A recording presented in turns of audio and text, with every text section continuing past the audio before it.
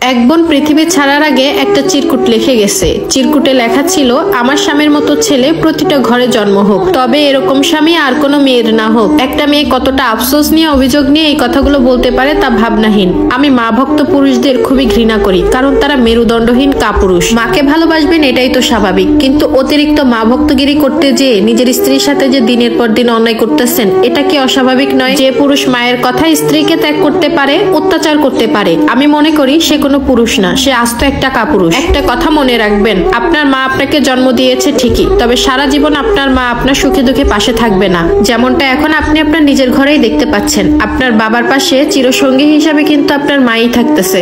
আপনার মায়ের সাথে আপনার রক্তের সম্পর্ক, আর আপনার বউ, তার সাথে তো আপনার আত্মার সম্পর্ক। একটা মেয়ে তার পরিবারের সকলকে ছেড়ে আসে শুধুমাত্র আপনার সংসার গোছাতে, আপনার সংসারের কাজ করতে, আপনার সেবা করতে, আপনার পরিবারের সেবা করতে, আপনাকে বাবা ডাক শোনাতে, আপনাকে সন্তানের সুখ এনে দিতে নিজের জীবন বিপন্ন করে, নিজের সৌন্দর্য নষ্ট করে। একবার কি ভেবে দেখেছেন আপনার বউ আপনার জন্য কি কি ত্যাগ করে এসেছে? কখনো আপনার স্ত্রীকে জিজ্ঞাসা করেছেন উনি ক্লান্ত কিনা, ওনার কিছু পছন্দ কিনা, ওনার কিছু লাগবে কিনা, ওনার কোনটাতে ভালো লাগতেছে, কোনটাতে খারাপ লাগতেছে? কিছু পুরুষ তো আছে ভালোবেসে মাকে কিছু দিতে পারে, কিন্তু বউকে দিতে পারে না। মা অসুস্থ হলে তাকে সেবা করতে পারে, তবে বউ অসুস্থ হলে বউয়ের সেবা করতে পারে না। মায়ের হাত খরচের টাকা দিতে পারে, তবে বউয়ের হাত খরচের টাকা দিতে পারে না। মাকে সব দিতে পারেন, আর বউয়ের বেলায় সবকিছু শূন্য হয়ে যায়। বউকে মাসে একবার কোথাও ঘুরতে নিয়ে গিয়েছেন, সপ্তাহে একবার রেস্টুরেন্টে খেতে নিয়ে গিয়েছেন, বউকে দামি একটা শাড়ি কিনে দিয়েছেন, কি ব্যাপার? এগুলা দেননি, তাই তো? এটাই স্বাভাবিক। কিন্তু এই সকল জিনিস যখন আপনার স্ত্রী মুখ ফুটে আপনার কাছে চাইবে, তখনই যত বাহানা, তখনই বউয়ের বেলায় শুধু হিসাব কষেন। তখনই বলবেন বাইরে তো ঘুরতে যাব, মায়ের কাছে একটু পারমিশন নিয়ে আসি। আর যদি মা একবার পারমিশন না দেয়, তাহলে আর বউকে নিয়ে যেতে পারবেন না।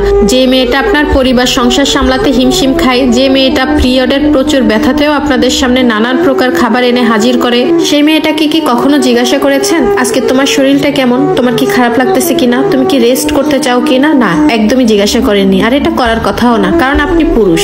আপনি যদি বউকে এখন টেক কেয়ার করেন, তাহলে আপনার বাসার লোক কি বলবে? কখনো কি একসাথে বসে গল্প করেছেন? একই ঘরে একই বিছানায় থেকেও চাহিদা ছাড়া কি কখনো ঝাপটে ধরেছেন? জানি এসব আর হয়ে ওঠে না। কখনো কি বলেছেন শাড়ি পরো, ঘুরতে যাব, খোপা করো, তোমাকে কি বেলি ফুল এনে দিব? এত বছর তো সংসার করেছেন, কখনো রাতে বাইরে থেকে ফেরার পর নিজের স্ত্রীর পছন্দের যে ফুল, সেটা কি আপনি এনেছেন?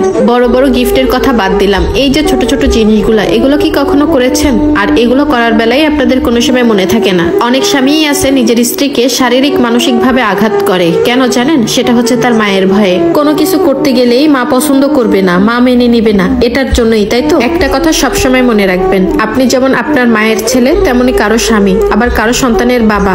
পুরুষ তো সেই যে সবার দায়িত্বটা বুঝে, কিন্তু অধিকাংশ পুরুষ তাদের স্ত্রীকে স্ত্রী বলে মনেই করে না। তার যে একটা চাওয়া পাওয়া থাকে, সেটার দিকে কোনো খেয়াল রাখে না। আপনার স্ত্রীকে স্ত্রীর মর্যাদা দিবেন, মাকে মায়ের ভালোবাসা দিবেন। একপাক্ষিক কখনোই কিছু করবেন না। নিজের মায়ের কথা শুনে কখনোই স্ত্রীকে জাজ করতে যাবেন না। আগে কোনটা সত্য কোনটা মিথ্যা এটা বুঝতে শিখুন।